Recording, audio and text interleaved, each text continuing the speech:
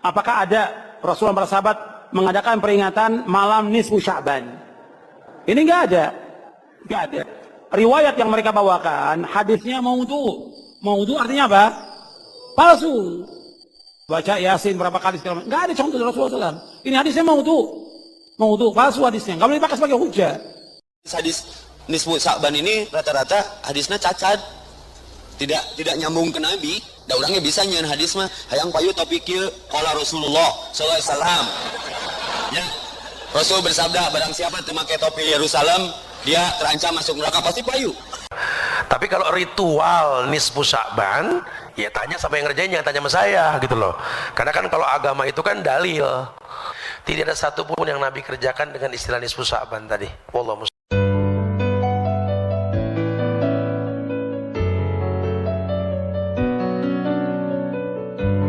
Ambilan hukum 10, Quran, hadis, ijma', qiyas, syar'u man qablana, saddu dzara'i, qaulus sahabi, istihsan, istishab, urf. 10. Tapi yang disepakati 4 mazhab, 4. Quran, hadis, ijma', qiyas. Nah, malam nisfu Sya'ban itu ada enggak dalam Quran? Ya ayyuhalladzina amanu akrimun nisfa min Sya'ban. Enggak ada. Dalam hadis ada. Ittala Allahu ala jami'i khalqihi lailatan nisfi min Sya'ban. Allah memperhatikan semua makhluknya pada malam nisfu Sya'ban. Fayaghfiru li jami'i khalqihi. Siapa yang berdoa pada malam itu, diampunkan Allah segala dosanya, dikabulkan Allah segala doanya.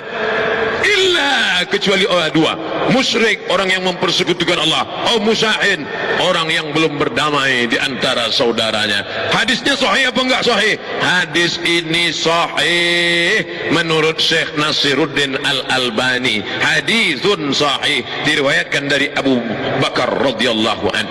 Nah, hadisnya umum bahwa malam nisfu Sya'ban itu ada. Sekarang pertanyaannya, apakah kalangan salaf itu 3 abad pertama, khairul qurun qarni, sebaik-baik abadku, abad pertama, tsummal ladzina yalunahum, abad kedua, tsummal ladzina yalunahum, abad ketiga. 3 abad pertama ini disebut dengan salaf. Sedangkan abad keempat, kelima, keenam disebut dengan khalaf. Apakah kalangan salaf ada menghidupkan malam nisfu Sya'ban? Ya. Di mana kami bisa lihat kitabnya? Al-Mawahib Al-Ladunniyah. Nama kitabnya Al-Mawahib Al-Ladunniyah, ditulis oleh Imam Al-Qastullani. Di situ dia sebutkan ada kalangan tabi'in. Nabi, sahabat, tabi'in, kalangan tabi'in. Namanya siapa? Makhul. Siapa lagi? Khalid bin Ma'dan. Kalangan tabi'in di negeri Syam. Negeri Syam itu sekarang sudah jadi 4 negara: Suriah, Lebanon, Yordania, Palestina. Kalangan tabi'in di negeri Syam merayakan malam nisfu Sya'ban dengan solat sunat, dengan memperbanyak zikir dan doa, dan mereka datang ke masjid dengan 3. Pertama, memakai jubah kebesaran, pakai jubah. Siapa yang punya jubah bawa pada malam nisfu Sya'ban, pergi ke masjid. Kemudian yaktahilun, pakai celak. Sebelum berangkat ke masjid pakai celak. Lalu kemudian mereka buat bukhur. Bukhur itu asap kayu gaharu. Asap, bukan asap menyan manggil jin hantu jumalang tanah. Maka di masjid-masjid dihidupkan asap kayu gaharu. Lalu kemudian ulama-ulama kalangan tabi'in memakai jubah kebesaran, pakai sorban. Lalu kemudian mereka pun menghidupkan malam itu di negeri Syam. Saudaraku yang berbahagia, dimanapun Anda berada, saya beberapa tahun yang lalu mendengar ceramah dari seorang ustadz dengan pakaian milenial.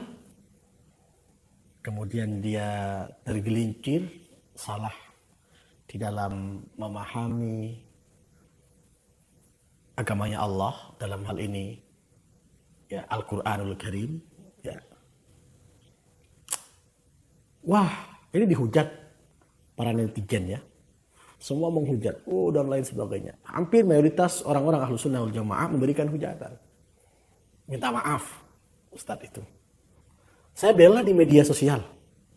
Waktu itu, Ustadz Evi ini saya bela karena saya anggap dengan jantan, dengan rasa tanggung jawab meminta maaf kepada warga Ahlus Sunnah wal Jamaah.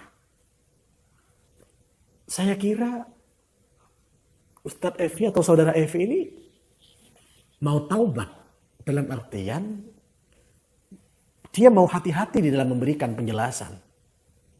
Masya Allah. Beberapa waktu yang lalu dikagetkan lagi jagat media sosial dengan tausiah-tausiah yang Masya Allah. Mohon maaf, baca huruf hijaiyah masih pelepotan. Maaf, bukan menghardi antum Ustaz, tapi ini koreksi lah. Jangan sampai terulang lagi, karena dulu saya bela antum. Nah, ini malah nyalahin amaliyah Ahlus Sunnah wal Jamaah. Ini masalah besar. Baca huruf hijaiyah aja kesulitan. Dalam kaidah ilmu tajwid itu banyak khotok jalinya. Apalagi menyinggung, Masya Allah, hadis nisfu Sya'ban itu dhaif dan lain sebagainya.